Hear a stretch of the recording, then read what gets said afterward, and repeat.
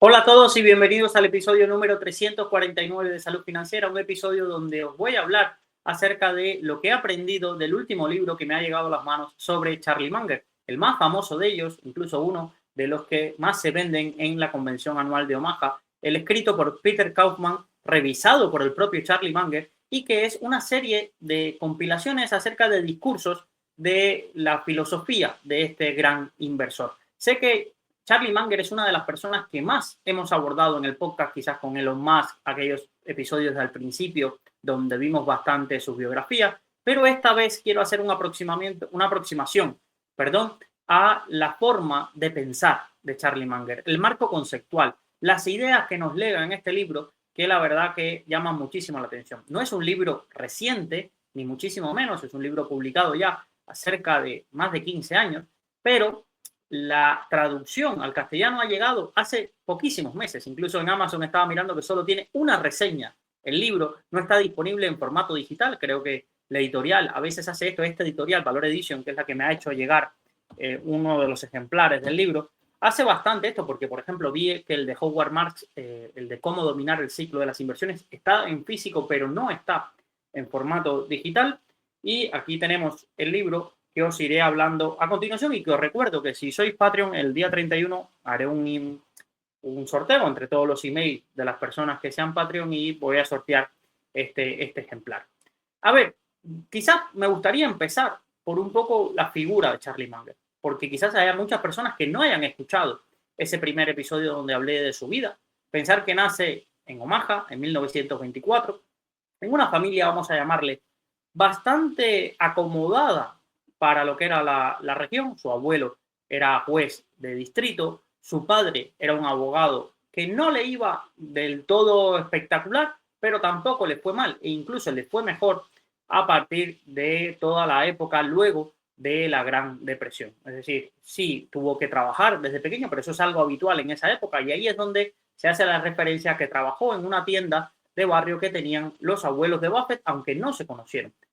Munger era unos años mayor que Buffett. Nació el 1 de enero de 1924. Pensar y quedaros con esa idea. A partir de ahí, pues bueno, sí, destacó un poco en la escuela, pero no tuvo grandes éxitos o no se veía venir que iba a ser alguien tan destacado como lo es hasta ahora. Donde nos llega la parte de la Segunda Guerra Mundial, donde va y es destinado a distintas universidades a formarse. Nunca fue al frente, se alista en el ejército y estudia meteorología. Al salir de ahí, intenta entrar en Harvard, pero al principio es rechazado, luego unos amigos de la familia interceden para que pueda estudiar y aquí es donde por primera vez sí empieza a destacar bastante en la parte de los estudios. Creo que se gradúa con magna cum laude, creo que es la segunda distinción honorífica de la casa y empieza su carrera de abogado, pero ya no empieza ni en Omaha como su padre, ni en la zona de Harvard. Se cruza todo Estados Unidos, estaba casado con su primera hija, con sus primeros hijos, para irse a la zona de California. Y ahí empieza a emprender.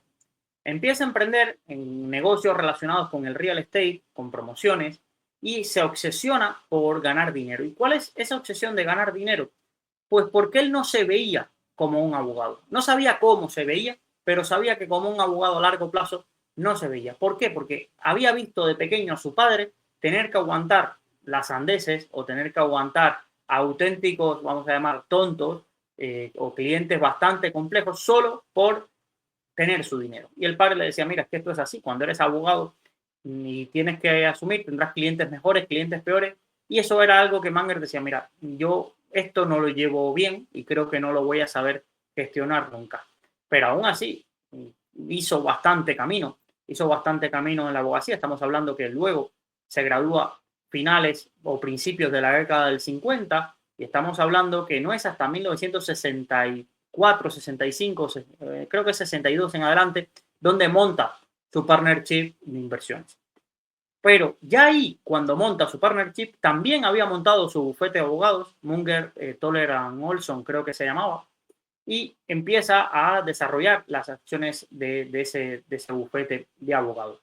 Y paralelamente estaba trabajando en toda la parte de inversiones, donde ya se había entrado el gusanillo y había empezado a invertir por su cuenta. Es cuando fallece su padre, que tiene que ir y viajar a Omaha un poco organizar los papeles y toda la parte de la herencia, donde en una casa de un amigo familiar, de unos amigos, le presentan a Warren Buffett, del que él había oído hablar por los amigos, pero que no conocía personalmente. Y ahí se forja una amistad, se pasan varias horas hablando durante esa comida, él se vuelve, pero empieza a llamar para compartir ideas de inversión, filosofía de vida, se vuelven como consejeros o amigos o consejeros, vamos a llamarle, no solo económicos, sino también espirituales, y ahí se forja esa amistad. Buffett ya tenía el partnership donde gestionaba el dinero, por ejemplo, de los amigos de Munger, y Munger decide dar el salto y lanzar en paralelo del bufete de abogados, lanzar también su empresa de inversiones.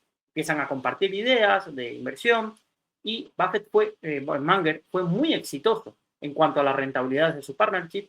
Llegó hasta antes de 1973 a tener rentabilidades anualizadas netas, quitando comisiones, de más del 20%. Pero se la pegó bastante en la crisis del 73-74, cayendo cerca de un 37% el valor del partnership, y aunque se recuperó en 1975 y logró rentabilidades muy altas y la media se le quedó en aproximadamente neto en un 13% de rentabilidad, decidió cerrar, devolver las acciones que tenía invertida el partnership a los clientes, incluso él también retiró su dinero, y de esas acciones es donde ya de la mano de Buffett empezaron a invertir de forma conjunta, porque habían invertido en una compañía de cupones, que luego compró Candies, y a partir de ahí ya se fueron estableciendo participaciones hasta que Buffett lo atrae, lo llama para convertirse en vicepresidente de Berkshire Hathaway, que en aquel entonces todavía seguía siendo una empresa textil de la cual utilizaban el free float que generaba y todas las otras para invertir en compañías que tuvieran ese mismo estilo y así crear esa cartera de inversiones. A partir de ahí los caminos de Buffett y Munger no se separaron, cada uno en su región, cada uno con su papel dentro de este ecosistema, pero ya os digo, si os acercáis a este libro buscando la fórmula mágica para encontrar cómo Munger invertía, esos libros que a veces nos encontramos como el de Greenblatt, con unos parámetros, un screener que hay que seguir a pie juntillas y así nos van a salir determinadas acciones y esas son las que tenemos que invertir, o hacernos una checklist de, mira, tienes que empezar a mirando esto, luego tienes que aplicar descuento de flujo de caja. Para nada. Nada de eso es lo que vais a encontrar en el libro, porque el libro son discursos que él hace a abogados, hace a distintos gremios que lo invitan en facultades, amigos de él, y son lecciones de vida. Munger quizás aquí lo tenemos que ver en este libro no como el arquitecto de Berkshire Hathaway, uno de los mejores inversores de todos los tiempos. Si os acercáis a este libro esperando encontrar eso, os vais a decepcionar. Pero a cambio vais a encontrar quizás a uno de los intelectuales multidisciplinares más grandes que ha dado el siglo XX y pocas veces reconocido fuera del ámbito de las inversiones. Si ya en el mundo de las inversiones es poco reconocido, imaginaros fuera, salir a la calle y preguntar por Charlie Munger, quizás nadie lo conozca. Muy poca gente de las que menciones lo conozca, pero mencionas a Sigmund Freud y todo el mundo, al menos, quizás le suena una idea, mira, el psicólogo, le suenas a otros destacados analistas de otras ramas de la medicina y demás, y quizás lo conozcan, pero quizás, no digo yo, si hubieran 15 personas que han aportado al pensamiento generalista multidisciplinar en el siglo XX, una de ellas sin duda sería Charlie Munger. Y es quizás la popularidad de este libro la que ha hecho salir a la fama ese pensamiento, esa otra cara de Charlie Munger como alguien, no solo como un gran inversor, sino también como un ejemplo para seguir. Un ejemplo tanto de vida, no es perfecto, imaginaros que no estamos pensando de que Charlie Munger es perfecto o un modelo de vida en todo a seguir, pero sí tiene varias ideas de esas que pueden transformar vidas. Yo siempre os comento que el año pasado, cuando estaba atravesando un momento muy malo, conecté muy rápido con las ideas que me quería transmitir Naval Ravikant.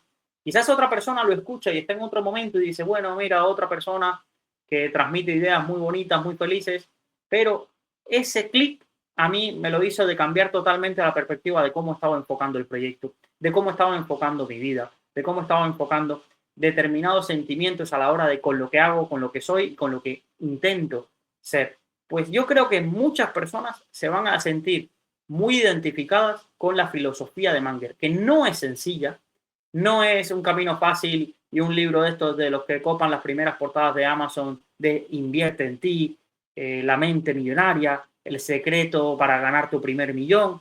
No, no, no tiene ni un título así, ni te vas a encontrar pensamientos de ese estilo, ni es un libro estilo El secreto, la fuerza de la atracción, y nada de eso. Pero sí es una aproximación bastante radical o bastante intensa a la forma de afrontar las distintas vicisitudes de la vida, los distintos problemas con los que te vas a encontrar, los distintos enfoques con los que deberías abordar esos problemas. Munger no fue, sí, podemos pensar que ha sido una de las personas más ricas del mundo, que además es afortunadísimo de vivir 100 años, pero no tuvo una vida fácil. Vio fallecer a su hijo, sufrió un divorcio, tuvo que estar fuera y separado de su familia, su padre muere cuando él es relativamente joven, tiene estos problemas en la visión que le acompañaron durante toda la vida y aún así logró crear una familia, creo, de 8 hijos, 13 nietos y se les recuerda en el libro con mucho cariño. Si vemos el libro tiene varios formatos. Aquí os voy a mostrar, por ejemplo, el índice que nos muestra Valor Edition, que lo vamos a ver enseguida para los que estéis en directo y podáis verlo. Tiene un prefacio, un prólogo escrito por Warren Buffett, que ahora veremos algunas de las enseñanzas o cómo describe Warren Buffett a Munger, una réplica de ese prólogo que hizo Buffett de Munger, y ya luego viene el autor a resumirnos las ideas principales que hay en el libro antes de darnos paso a dos partes muy importantes. Primero, a cómo veían sus hijos y familiares a Munger, a esos detalles del Munger más familiar, porque muchas veces dice, bueno, haz lo que digo, pero no lo que yo hago. No, queríamos ver cómo es el Charlie Munger en las distancias cortas, cómo lo recuerdan sus hijos, cómo lo recuerda su mujer, cómo lo recuerdan sus nietos. Y ya luego nos encontramos con las charlas, que las charlas son discursos revisados por el autor y por el propio Munger, son discursos seleccionados y editados por el autor y por el propio Munger, que le hace al final de cada una de las charlas algún comentario por si tiene que añadir algo. Pensar que las charlas se desarrollan, creo recordar, entre 1987 y la última creo que es después del 2003. Si tenemos un periodo, pensar 87, con 24 años, ya Charlie Munger tenía más de 63 años cuando empezó a dar la primera charla y más de 80 cuando terminó la última. Que la última, que es la charla 11, no es una charla en sí, sino es una recopilación de sus ideas. Yo le llamo a eso el testamento intelectual de Charlie Munger, esa charla número 11, porque recoge todas las ideas principales que vas a ver en el libro. Significa que, bueno, si me leo la 11, no me hace falta leer lo demás. Yo no te lo recomendaría. Es verdad que si solo quieres leer una cosa, léete la charla 11. Busca qué charlas la incluyen y encontrarás gratuitamente en internet los PDFs o las transcripciones de esas tres charlas. Pero llegar a la charla 11 sin haber entendido todos los conceptos, todos los marcos mentales que hace Charlie Munger es como ver el resultado, pero no ver el proceso mental a través de el cual Charlie Munger llegaba a esas conclusiones y que intenta agrupar él mismo y revisar en ese compendio que tiene ahí. Son muchísimas las ideas que os puedo transmitir de este libro, muchísimas, de verdad. Lo había intentado leer en inglés, lo dejé en su momento. Ahora con en español, durante estas vacaciones que he estado, sabéis que 10 días sin grabar nada, aparecieron unos capítulos, pero yo no estaba grabando, lo había grabado días anteriores. Y me dediqué a leer un capítulo al día, dos charlas al día, no más que eso. ¿Por qué? Porque me di cuenta de que cada charla en sí tenía temáticas que me abrían una nueva vía. Yo tenía una charla y mencionaban por ejemplo, a la persona que creó o hizo o popularizó las cajas registradoras, que quizás algún día a la newsletter o al blog o al podcast os traigo su historia también para que los conozcáis. Y me iba y me estudiaba esa historia. O veía que hablaba de una frase o un pasaje de vida de Benjamin Franklin, que es como su referencia. Charlie Munger, el libro se llama El almanaque de pobre Charlie, pero también hace mucha referencia al almanaque de Benjamin Franklin, que es como su vida, su línea a seguir, o su ídolo, podríamos decir la palabra que estaba buscando. Incluso Buffett, en la introducción, dice, mira, si Benjamin Franklin había puesto la línea aquí, de cómo debía ser, de los principios que debía seguir, de cómo afrontar la vida, Charlie Munger te movía esa línea 4 o 5 lugares más allá. Si Franklin te decía hay que hacer estas 3 cosas, a Munger no solo le basaban con esas 3 cosas, sino que añadía una capa aún de complejidad con su experiencia. Es decir, podríamos pensar que Munger se obsesionó con mejorar los principios y la filosofía que había transmitido Benjamin Franklin para la vida y para los negocios y llevarlos a un siguiente nivel con 200 años de diferencia para hacer esa revisión de esa obra con 200 años de diferencia con lo que cambia el mundo, con lo que sabemos y los estudios que tenemos. Entonces, podríamos mirar que estas charlas son la filosofía de Munger, que sería la versión 2.0 mejorada de la filosofía de Benjamin Franklin. También lo podríamos mirar como otro enfoque. Podríamos mirarlo como la crítica a muchísimas especialidades o ramas de las ciencias sociales por parte de alguien, de un outsider. Charlie Munger no estudió psicología, no estudió economía, no estudió finanzas, así no tiene el típico, como vimos a Howard Martin, un CFA, un MBA en Wharton, no, estudió meteorología y luego estudió, creo que estudió algo de matemáticas al principio, meteorología, y luego terminó graduándose en Derecho. Pero aún así, todo el libro es tomar los conceptos, las formas de enseñar los principales exponentes de la psicología, de la economía, de la teoría de los mercados eficientes y destruirlos un poco, no destruirlos, intentar hacerles ver lo que ellos no cuentan o cosas tan mundanas que no se estaban incluyendo en los temarios de esas asignaturas y que a día de hoy sigue pasando. Pensamos que estas charlas son desde 1987 al 2000, estamos en 2025 cuando grabamos esto, y yo pasé por la universidad, sería 2015 antes, 2011 a 2016 pasé yo la universidad, y las cosas que veo y que critica Munger, las sigo viendo a día de hoy. Por ejemplo, sigo viendo lo que os comenté ayer, la envidia de la física, es decir, ese concepto de intentar llevar a fórmulas o a gráficas todos los escenarios posibles y descartar las segundas derivadas y terceras derivadas de algunos hechos, intentar racionalizar el comportamiento de todos los inversores, intentar meter en como lo que a veces está intentando hacer la física con la teoría de unificada, intentar meter todo y que cualquier fenómeno se pueda alguien ir a una base de fórmulas o una base de teorías y explicar por qué sucedieron, en vez de analizar verdaderamente las causas de por qué sucedieron. Todo esto es parte y base de la crítica que hace Munger alrededor de este libro.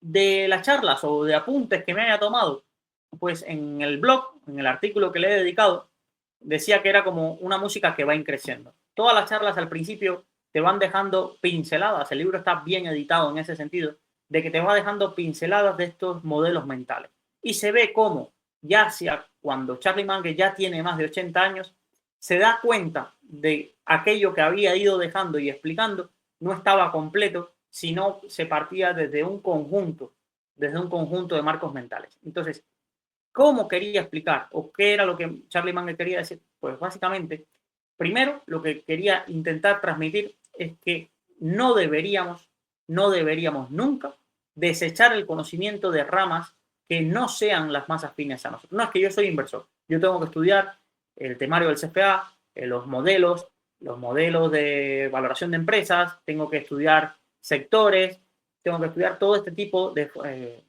cursos, podemos pensar de cualquier cosa, de valoración de empresas, de análisis técnico, de lo que sea. Y Charlie Munger lo que te viene a decir es, oye, quizás yo seré uno de los mejores inversores que ha pasado por aquí. Y te aseguro de que solo con eso no basta.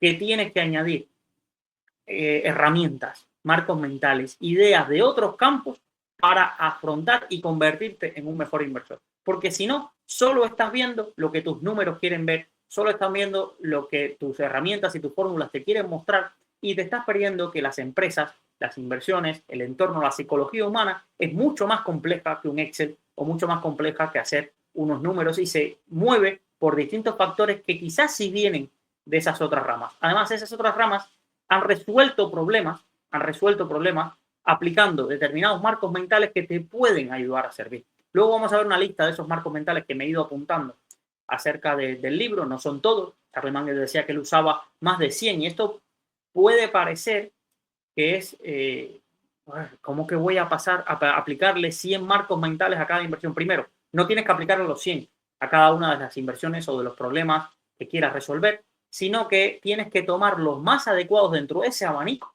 Dentro de ese abanico tienes que tomar los más adecuados para resolver el problema, para afrontar la inversión o para intentar combatir algo que te está afectando o una decisión que tienes que tomar. Muchísimos de esos marcos mentales a veces son complejos, pero otras cosas son muy prácticas o muy sencillas, como por ejemplo una de las que más la gente repite de la filosofía de Charlie Munger. Estudia los incentivos de la gente y entenderás cómo se comportan. Estudia qué le ha llevado a comportarse así, por qué lo hace, qué gana con ese comportamiento y la verdad, esas cosas que a veces dicen, ¿por qué lo hizo? ¿Y por qué invirtió así? ¿Y por qué tomó esta decisión? Muchas veces los incentivos te lo van a explicar. Y los incentivos se te puede aplicar a una inversión o a un niño o a un compañero de trabajo o a tus padres o a alguien que pasaba por la calle e hizo algo.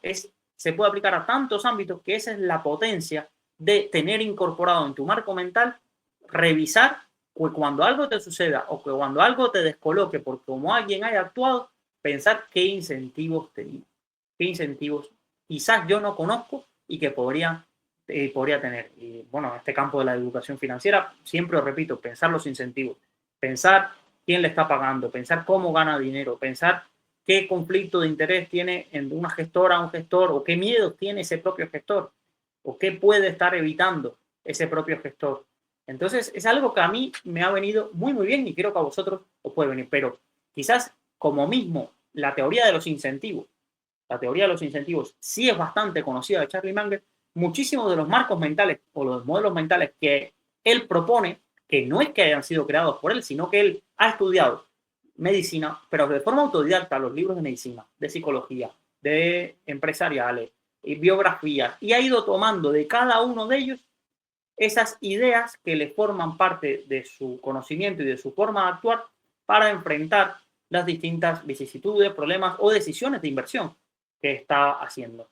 Y de esos marcos mentales, muchas veces los vais a leer, no se os van a quedar hasta que un día tengáis que aplicarlo y diréis, uy, esto es una asociación pavloviana, o esto es, aplico la navaja de Ockham, o aplico el principio de Hannon, y así vas teniendo, no son cosas que uno piense que las tiene así y es abre un manual y las dice, mira, voy a aplicar esto, esto y esto, pero sí las tiene aquí guardadas, sí las tiene guardadas y la repetición hace que muchísimas veces lo vayan incorporando. Yo me acuerdo que hace unos años no tenía tanto en mente lo de la navaja de Ockham y cualquiera que haya trabajado conmigo o que haya tenido mucho tiempo conmigo sabe que es una de las que a veces más repito. Cuando me vienen con una teoría, pero tú crees que esto es verdad o que qué crees que haya pasado, digo, aplicamos la navaja de Ockham. Seguramente la explicación más sencilla sea la real. No le demos vueltas, la gente no es tan rebuscada, por mucho que nos creamos súper complejos y complicados, lo más sencillo normalmente es la explicación. ¿O cuántas veces habéis aplicado en vuestro trabajo el principio de Pareto? Es decir, oye, quizás sí, me encantaría hacer el 100% de las cosas, pero quizás solo haciendo el 20% que causan el mayor impacto es lo que puedo hacer. Y a nadie le gusta dejarse cosas sin hacer, pero cuando los recursos son limitados, tienes que escoger. Tienes que escoger, pues bueno, hago el 20% que quizás tenga más impacto. Yo si mañana, a mí me ha pasado, muchas veces me he visto sobrepasado por la carga de trabajo. Muchas veces me he visto y digo, pues mira, ¿qué es lo que no puedes dejar de hacer? Escribir la newsletter y grabar el podcast. Ya todo lo demás veremos si da tiempo. Pero el podcast y el blog hay que escribirlo y es tu prioridad del día a día. Y sé que muchísimas cosas que me dejo. Ay, es que me escribieron un comentario en YouTube que sí tengo pendiente. Vale, me lo apunto. Me han escrito por WhatsApp. Es que le tengo que dar acceso a la focus list. Todo lo demás no significa que no sea importante. Pero lo verdaderamente importante para que este podcast crezca es que yo me siente todos los días y prepare un artículo de blog y grabe este podcast.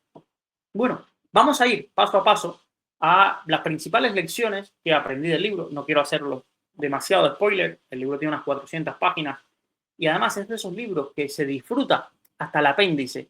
¿Sabes? Pocas veces he tenido un libro que haya disfrutado tanto el apéndice, porque veía esos numeritos y decía, va, voy a ir al apéndice a buscarme esta otra historia o este libro al que se refería. Es algo que sí os llamaría bastante la atención. Recordaros con el consejo de no intentéis devorarlo, no intentéis leeros todas las charlas, ir paso a paso, ir al apéndice, buscar esas historias, buscar esas referencias bibliográficas o esa lección a la que se refería Munger. Y por tanto, vamos a empezar con las características que Buffett con las que definía a Charlie. Y decía, Charlie decidió subir la apuesta que había dejado Benjamin Franklin y convertirse en una lección viva de los efectos de la capitalización del ahorro y de la capitalización de los valores. Además, te establezco las reglas para que elijas un buen socio en la vida. Y era refiriéndose a las características que él veía en Charlie Munger. Que sea alguien más inteligente y más sabio que tú. Que no haga alarde de superioridad. Que nunca te cuestione cuando te equivoques ni se ponga de mal humor.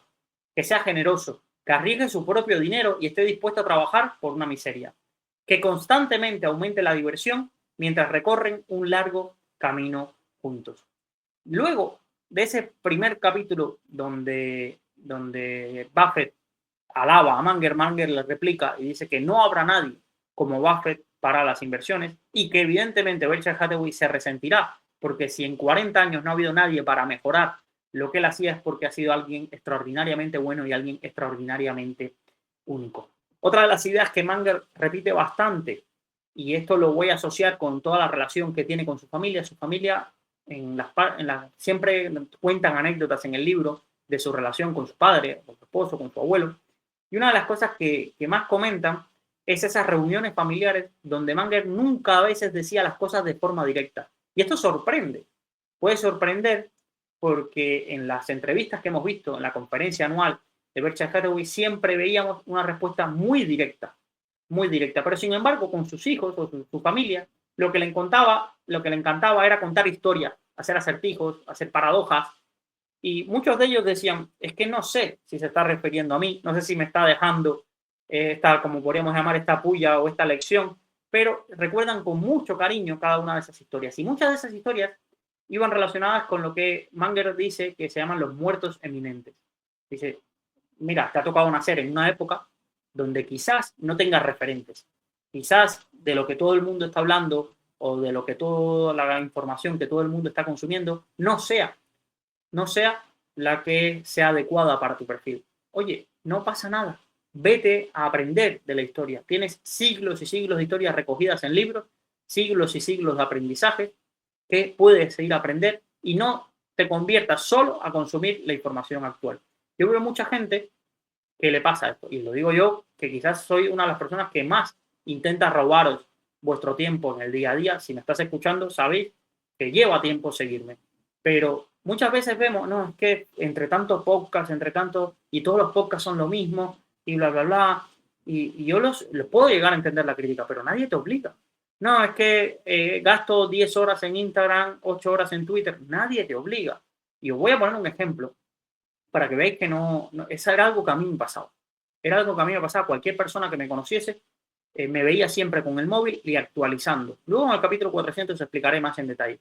Actualizando una red social porque a todo momento tenía un estímulo. No es que yo quisiera ver lo que estaban posteando los demás. No tengo Instagram, no tengo casi seguidores, no entro a mirar lo que postean, sino es que o otras redes sociales. El problema es que me llegaban notificaciones. Todo el rato alguien le había dado like a un post que había puesto en Twitter, alguien había comentado algo. Cada momento que yo actualizara, yo iba a tener un nuevo email con una notificación de Substack, con alguien, un caso de las finanzas de tu vecino, con una duda. Cada minuto podríamos pensar, si no era Twitter, era Substack, era WhatsApp que alguien me había escrito o cosas así. Y me ha cambiado muchísimo, muchísimo la vida este último mes. No es que haya sido algo impresionante, pero sí me ha cambiado el decir, mira, no toco, me quito las notificaciones como mail, intento en Twitter entrar a compartir, a leer con un momento y ya está. No intento entrar ni a debatir, ni a ver, ni a ponerme que se me ponga la vena así por lo que ha dicho otra gente. No, entro, pongo mi idea central o lo que más me ha parecido interesante. Si alguien me pregunta, le contesto y me he organizado franjas de horarios por día para una red social. Es decir, los domingos, quizás a alguien le parezca raro, pero a mí me es igual un domingo que un lunes, porque no grabo los capítulos todos los días, sino que quizás un lunes grabe 3 episodios, luego no grabe más, luego vuelvo a grabar el viernes. Entonces, los domingos de 8 a 9 intento contestar todos los comentarios de YouTube y ya luego no contesto en toda la semana más. Pero ese domingo, esa hora se la dedico a él. En Substack, otra fecha, puede ser los miércoles de 7 a 8 de la mañana. Y cosas así me he ido marcando y me ha mejorado muchísimo mi relación con las redes sociales, con el tiempo, y me ha dado tiempo también para aprender, volver a leer y volver a formarme, porque muchas veces estaba dedicando mucho tiempo a lo externo y no a lo interno, y es que sin lo interno no hay nada externo. Parece un trabalengua, pero es así. Si yo no leo, si yo no me formo, lo único que os voy a devolver es lo que ya estaba en mi cabeza. Y en mi cabeza no hay cosas nuevas, no hay ideas nuevas, si no le doy un poco de alimentación a eso. Si yo no estoy bien y estoy todo el rato pensando que no tengo tiempo porque estoy contestando aquí, contestando allá, por mucho que os parezca guay que os conteste, quizás no es de la mejor calidad esa contesta que os estoy dando, no por la forma, sino porque ha sido algo como para hacer un check y quitármelo. Y no es así. Me gusta dedicar tiempo a cada una de las personas que me escriben o que intentan compartirme algo y para eso necesitaba organizarme muchísimo mejor. Una de esas anécdotas salen conceptos muy potentes que yo me apunté, que decía Charlie Munger. Una de ellas es ser generoso aunque no te estén viendo. Esto lo decía un hijo que uno de los amigos, el tercer socio de Berkshire Hathaway, Rick Gehring, que se terminó arruinando, le dejó el coche a uno de sus hijos. Y el Charlie Munger le enseñaba que aunque le hayan dejado el coche con el depósito a la mitad, cuando se lo entregase, se entregara con el depósito lleno. Y parece algo que dices, pero si a mí me lo dejaron a la mitad, ya, pero es que te ha dejado su coche. Es que te ha dejado su coche. Y esa sensación, pensar, esa sensación de generosidad, aunque no te estén viendo, es un concepto muy potente para mí. Y lo he ido pensando en cómo adaptarlo a mi día a día. Oye, sé generoso, aunque no te estén viendo, aunque luego no vayan y te lo agradezcan, que tu actuación sea generosa. Que esas cosas que vayas a hacer no lo hagas pensando en el qué dirán o lo que sea. No, no, es que te nace dar a veces más de lo que esperas recibir o incluso de lo que te dieron a ti. Y después deja que la entropía o deja que esos caminos lleven a ver esa generosidad en qué vuelve. A veces no volverá, a veces volverá en la misma magnitud, pero quizás muchas veces volverá ese boomerang, volverá mucho más grande de lo que tú diste y con ese factor suerte que genera cuando tú haces bien a mucha gente y esa gente está agradecida contigo. Valora quien no oculte los errores o intente encubrirlos por encima del efecto de las consecuencias de sus errores. A veces esto, yo no soy padre, pero sí lo he visto en la enseñanza, lo he visto en la empresa, de castigar, no castigar más al que se equivoca y viene y te reconoce, mira, he metido la pata, que castigar a los errores que no vemos y a los habilidosos ocultando esos errores. Esa gente que dices qué potra tiene, que siempre que la caga nadie se da cuenta de arriba. O ese hermano que siempre la caga pero escapa por X cosa o cuando ya se ve el error que había hecho, pues le pasan la mano. Esto es fundamental. Valorar el hecho de quien se ha equivocado y en vez de ocultarlo, que es lo más fácil, en vez de minimizarlo, en vez de intentar esperar a que las aguas se calmen, viene y te dice, mira, me he equivocado, ¿cómo lo podemos solucionar? ¿Cómo lo podemos solucionar? ¿He metido la pata? Ya está, sí, me he equivocado. ¿Cómo construimos con esto? Aunque no tenga arreglo, aunque lo que se haya hecho, porque muchos de los errores no tienen arreglo. Muchos de los errores no tienen arreglo y hay que asumirlo. Pero ya está, ¿qué vas a hacer?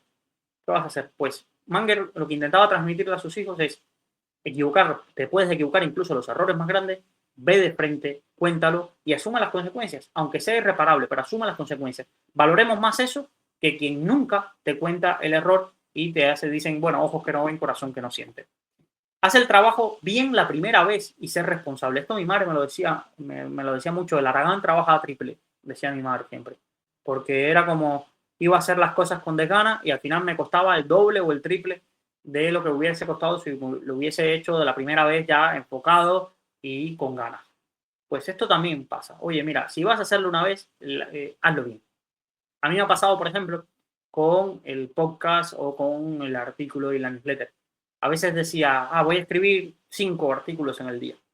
Y me encontraba con que muchas veces cuando estaba escribiendo de algo que ya tenía mucha extensión, decía, bueno, ya la gente no lo va a leer, corta y vamos al siguiente. Y ahora no. Oye, si me sale un artículo bien al día, me da igual la extensión, me da igual que yo tenía planeado grabar 3 episodios y solo puedo grabar. No, si lo hago bien. o como hay días que anímicamente, por algún dolor de cabeza, temas familiares o lo que haya pasado, no he estado en condiciones de grabar y no me he sentido obligado a hacerlo, porque digo, el día que cuando me siento a grabar, lo quiero hacer bien. No quiero estar grabando y estar pensando, uy, ya vamos por 25 minutos, voy a cortar, porque mira, si no, no me da tiempo a hacer el siguiente. No, paso.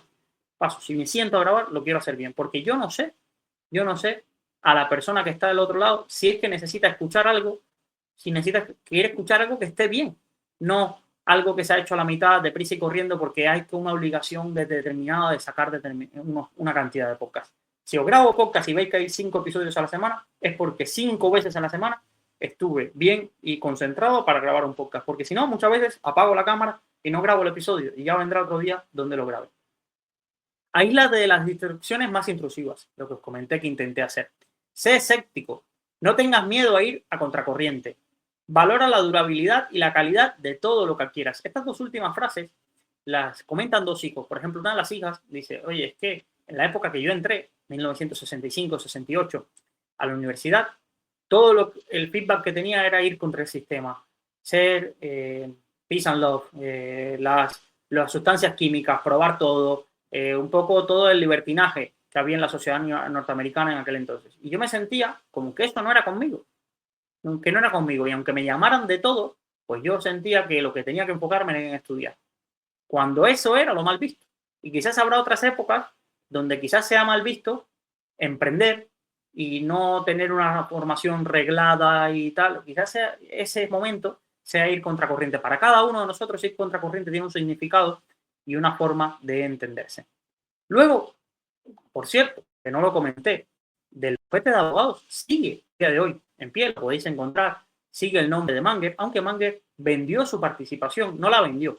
Las acciones que tenía de ese bufete se lo dio a la familia de uno de sus socios, uno de los primeros abogados que fundó el despacho, que murió de cáncer muy joven, y Manger lo que hizo fue, mira, tomar mi participación en los beneficios que tenga este bufete de abogados como una parte de la herencia de ese compañero de trabajo, pero a día de hoy se puede seguir.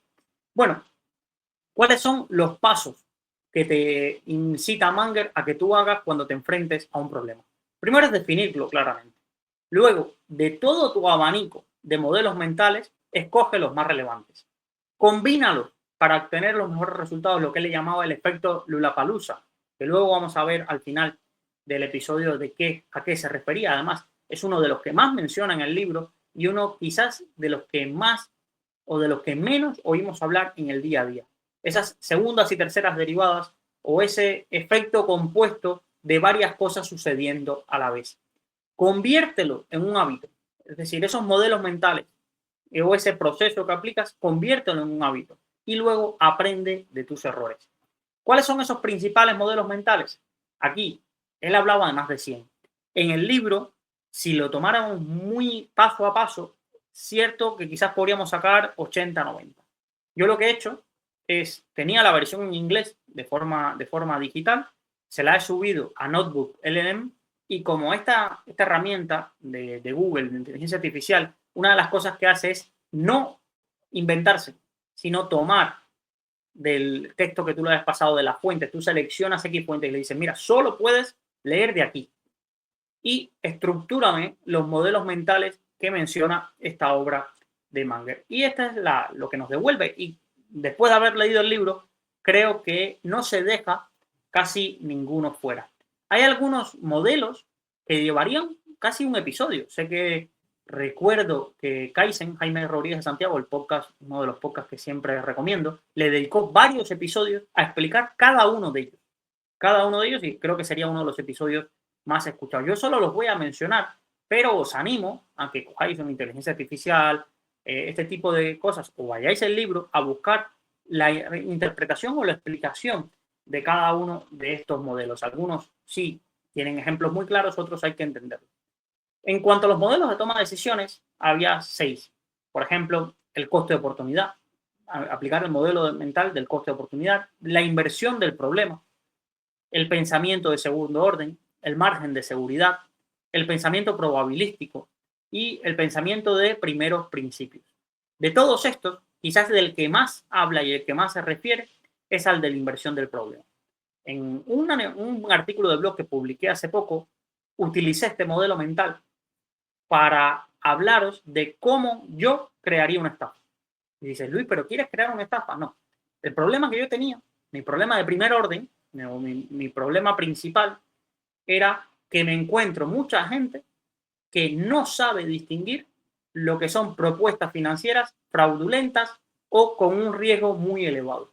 Y normalmente mi forma de atacar el problema era explicarles por qué eso no era posible, por qué esa regulación no era adecuada, por qué esto tenía más riesgo, la historia. Y aún así veía que el impacto no era muy llamativo. No, es decir, sí, evitaba que cayeran en ese esquema, pero a la semana siguiente me venían con otro esquema. Y dije, bueno, voy a invertir el problema. Si yo fuera, si yo fuera una estafa, si yo quisiera crear una estafa financiera, ¿qué paso seguiría? ¿Qué paso seguiría? Y ahora me estaba poniendo en la mente del estafador o en la mente de la empresa fraudulenta. ¿Y cómo lo haría? Y entonces empecé a desglosar en ese artículo de blog, que os dejaré en las notas del episodio utilizando este modelo mental, todos los pasos que haría. Y así, quien leyera ese artículo, una vez que le propusieran ese modelo o escuchara una divulgación acerca de algo, diría, uy, esto era lo que Luis me dijo, que alguien que me quisiera engañar o alguien que me quisiera vender algo que tenía más riesgo hubiese hecho. O este artículo es el típico que Luis me había dicho, que es normal que te encuentres y que seguramente está pagado y no firme ningún autor. O esta es la típica regulación que utilizas o en marañado legal, maraña legal, para que te creas que está regulado y no está regulado. Creo que me quedó bastante bien. No era mi primera vez que intentaba probar este marco mental, pero Manger insiste muchísimo en eso y una de las cartas es un ejemplo, toda la carta prácticamente es utilizando este ejemplo para explicar el éxito de Coca-Cola. Es decir, muchos saben el éxito de Coca-Cola, pero si hubiéramos invertido el problema y nos hubiéramos situado a finales del siglo XIX y nos hubieran dicho, mira, tienes 2 millones de dólares, ¿cómo hubieses creado una empresa para que valiese más de 2.000 millones de dólares? Más de 2.000 no, ahora Coca-Cola vale muchísimo, muchísimo más. ¿Cómo lo hubieras hecho? ¿Cómo lo hubieras hecho? Y ahí él, invirtiendo el problema, invirtiendo un poco el pensamiento, hubiera dicho, bueno, mira, hubiera tenido que crear esto, hubiera tenido que crear esto, hubiera tenido que crear esto. Evidentemente ahora con el sesgo actual que ya sabe las claves del éxito, pero explicar, la forma de explicar el problema desde otro enfoque. El pensamiento de segundo orden ya lo vimos con Howard Marks. Los modelos basados en la psicología pues son bastante conocidos por la obra que hemos visto en los últimos libros de Housel, toda la obra de los premios Nobel, el sesgo de confirmación, la disponibilidad de heurística, la aversión a la pérdida, el sesgo de sobreconfianza, el efecto anclaje, la prueba social, los incentivos y las recompensas, la asociación pavloviana. Todos estos son bastante conocidos. Sobre los experimentos de Pavlov insiste bastante, los comenta, todo lo que hizo con los perros. Yo algo había oído hablar, pero gracias a él, pues luego busqué en Wikipedia un poco todos sus experimentos, toda la obra y lo criticado que fue, pero tiene bastante puntos. Es decir, hay que desligar cómo lo hizo, que es totalmente criticable, de los efectos y lo que logró probar y de las aplicaciones que tiene eso que encontró Pavlov sobre eso, haciendo ese tipo de experimentos. Los modelos de estrategia empresarial, el círculo de competencia, la ventaja competitiva, los efectos de red, el coste de cambio, los análisis de cuello de botella, los puntos de apalancamiento, el camino crítico. En cuanto a los modelos de pensamiento sistémico, los bucles de retroalimentación, los sistemas complejos. En cuanto a modelos de productividad, la matriz de Eisenhower, el principio de Pareto, ley de Parkinson, el bloqueo del tiempo.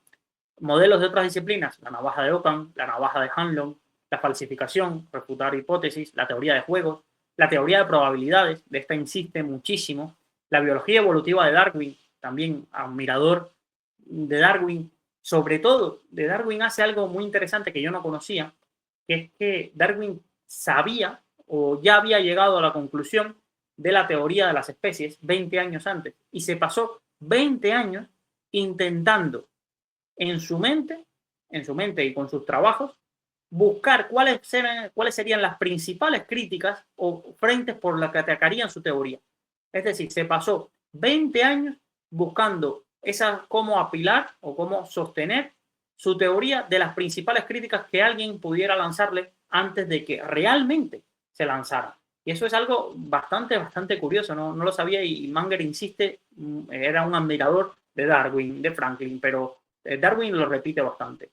La redundancia en la ingeniería también. Luego me he apuntado unos 15 principios para la vida y los negocios de Charlie Munger.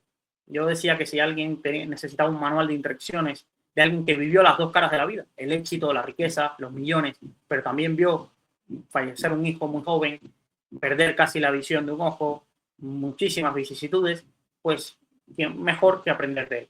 Decía, aprende de la sabiduría mundana, sé un lector voraz y no dejes de aprender, ten pensamiento crítico y sé racional, ten ética e integridad, sé paciente y diligente, evita los errores estúpidos, ten bajas expectativas y no pierdas el sentido del humor, rodéate de amigos y familia, admira a las personas adecuadas, evita las drogas y los químicos que alteren tu percepción. Evita la envidia y el resentimiento. Sobre la envidia habla muchísimo. Entiende que no concibe cómo en los programas de psicología de las grandes universidades no se trata la envidia. No se trata de la envidia como uno de los motores muy fuertes del comportamiento humano.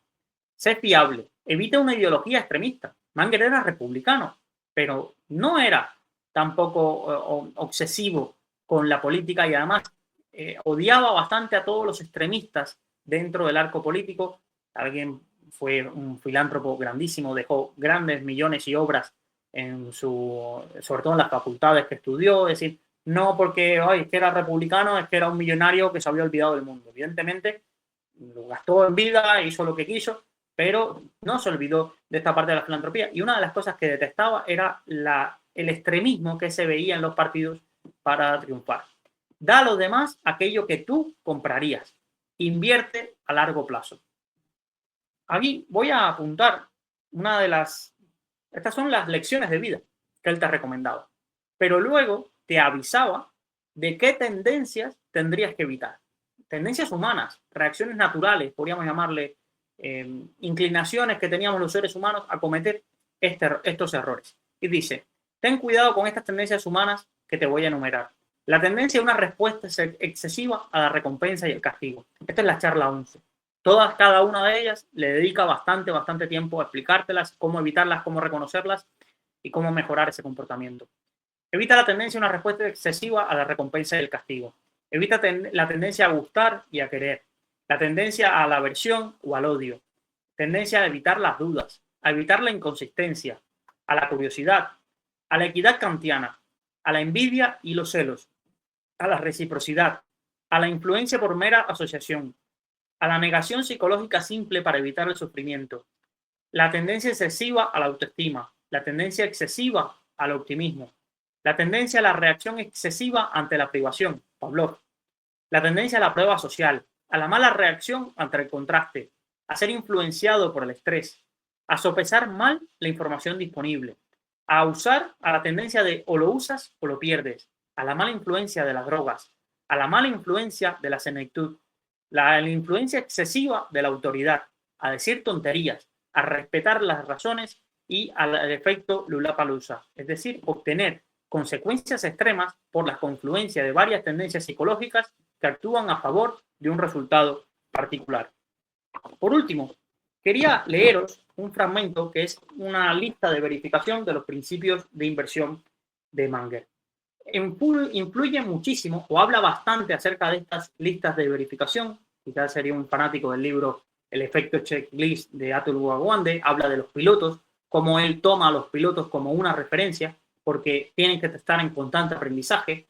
Cuando no están aprendiendo, aún así, es decir, cuando no están ejerciendo su labor, aún así están aprendiendo por las horas que tienen que pasar en los simuladores, cómo tienen que seguir protocolos y estar preparados, la comunicación, dejarse llevar no solo por lo que ven en los instrumentos, sino también por su percepción de la realidad que están tocando, incide bastante y usa a los pilotos como un efecto. Pero voy a comentar cada uno de la lista de verificación para una inversión que hace Charlie Munger. Esto no lo comenté en la newsletter porque era muy extenso y quizás se me iba despacio. Decía, en el riesgo, todas las evaluaciones de una oportunidad de inversión deben comenzar midiendo el riesgo, especialmente el reputacional.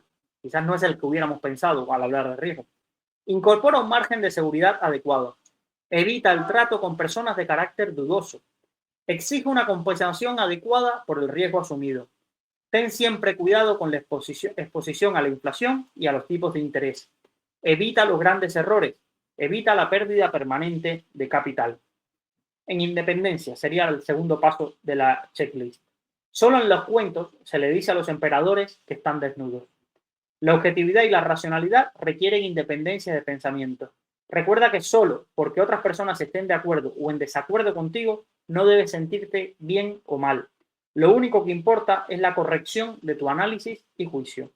Imitar lo que hace la mayoría conduce a la regresión a la media. Esto lo hablaba porque decía, mira, asume que no siempre vas a trabajar para, y esto le pasó a él en sus primeros despachos de abogados, asume que no siempre vas a trabajar para alguien que admiras. Esto puede pasar, es temporal. Asume que quizás no puedas decir todo lo que piensas a un superior, pero que esto no te cohiba o te inhiba. Asume que son momentos y que estás pasando por un proceso necesario para conseguir lo más importante. Muchos, por ejemplo, en la carrera de abogacía no empiezan fundando su despacho y tienen que aguantar determinadas cosas o estar en trabajos quizás poco remunerados, muy tediosos y demás, pero es parte de un proceso y si no lo ves así, es muy difícil que puedas sobrevivir. No llegas a la cima de golpe y en helicóptero. Pasas pocas veces y muchas veces no son golpes de suerte, sino de fortuna. Es decir, de alguien que tiene mucho dinero y que puede dar ese salto en helicóptero para llegar a la cima de una montaña. Lo normal es que cueste, pero cuando estás allá arriba es cuando valoras el esfuerzo que has tenido que hacer y los sapos que te has tenido que comer. El tercer paso, la preparación.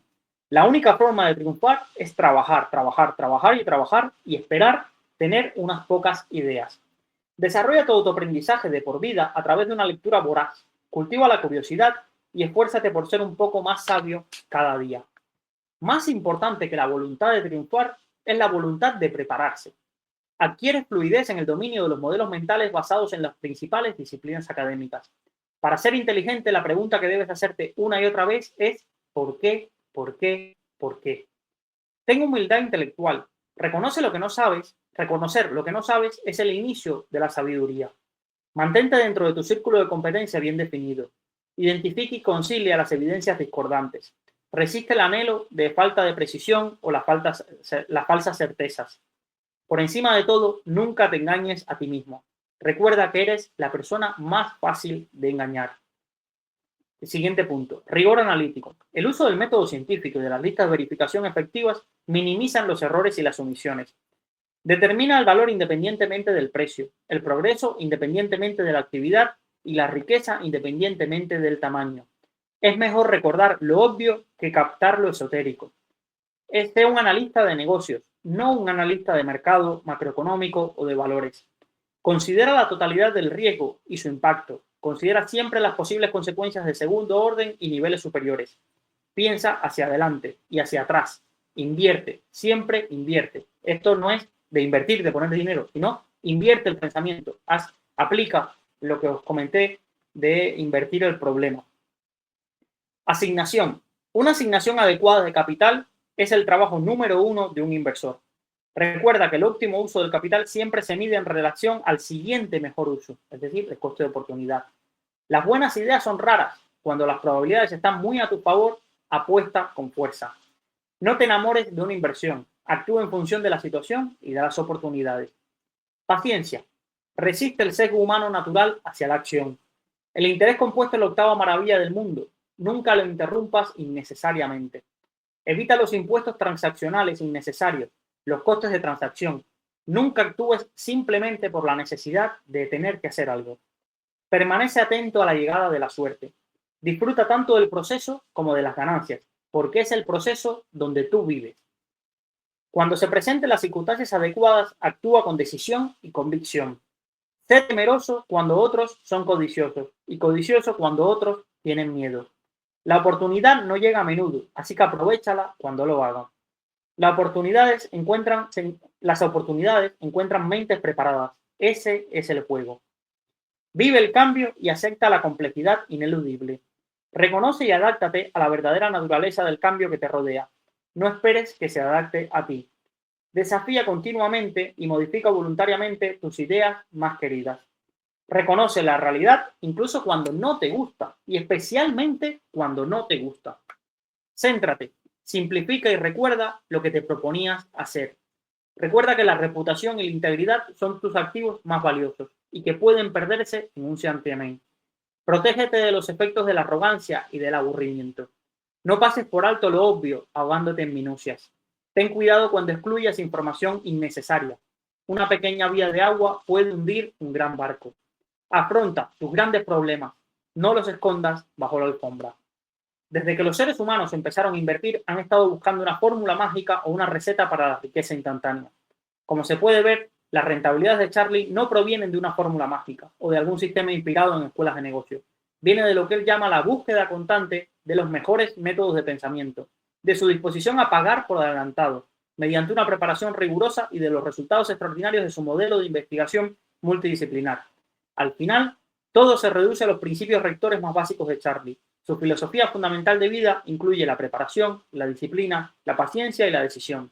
Cada atributo por sí solo se pierde sin los demás, pero juntos forman la masa crítica dinámica que desencadena la cascada de efectos positivos por los que Munger es famoso, el efecto Lollapalooza. Finalmente, una o dos palabras sobre por qué esta visión general de la filosofía de inversión de Charlie se ha centrado tanto en qué comprar y tan poco en cuánto vender. La respuesta en palabras del propio Charlie sirve como un maravilloso resumen de su escuela de pensamiento, altamente concentrada y focalizada que describe aquí. Somos partidarios de invertir grandes cantidades de dinero donde no tengamos que tomar otra decisión. Si compras algo porque está infravalorado, entonces debes pensar en venderlo cuando se acerca a tu cálculo de valor intrínseco. Eso es difícil, pero si puedes comprar algunas grandes empresas, entonces puedes quedarte de brazos cruzados sin hacer nada. Y eso es algo bueno. Al igual que su héroe Benjamin Franklin, Munger desarrolló y perfeccionó meticulosamente enfoques únicos para las iniciativas personales y empresariales. A través de estos métodos y a través del desarrollo y manteniendo hábitos sanos a lo largo de su vida, ha logrado un éxito extraordinario y así vivió cerca de 99 años. Espero que os haya gustado, espero que os animéis a leer el libro. No gano nada por recomendarlo porque me recomendaron me lo regalaron, pero casi todas las editoriales a día de hoy envían muchísimos libros, pero tenía muchísimas ganas de leerlo y la verdad que no me cuesta recomendarlo y creo que es esta costumbre que quiero hacer de sortear un libro entre las personas que apoyen en el programa, ¿no? Haciéndose Patreon, pues creo que es empezar con este libro es una buena seña de identidad y será muy afortunado quien lo reciba y sobre todo creo que si le saca provecho le cambiará un poco su vida, no un cambio radical, no es ese libro que te hace cambiar, pero quizás sí te haga ver las cosas de una forma distinta y pensando de alguien, si de alguien queremos tener como referente, seguro que sería Charlie Munger. Muchísimas gracias a todos, espero que os haya gustado y que os haya animado y si os animáis a leer el libro, encantado de que en la newsletter o aquí en los comentarios de este vídeo me dejéis vuestras impresiones, qué es lo que más os marcó, cuál es el modelo mental que más os llamó la atención o que nunca habíais pensado. Espero que os guste y nos vemos mañana, donde hablaremos de otro libro, en este caso El póker del mentiroso de Michael Lewis, la primera obra o el primer bestseller de este gran autor norteamericano.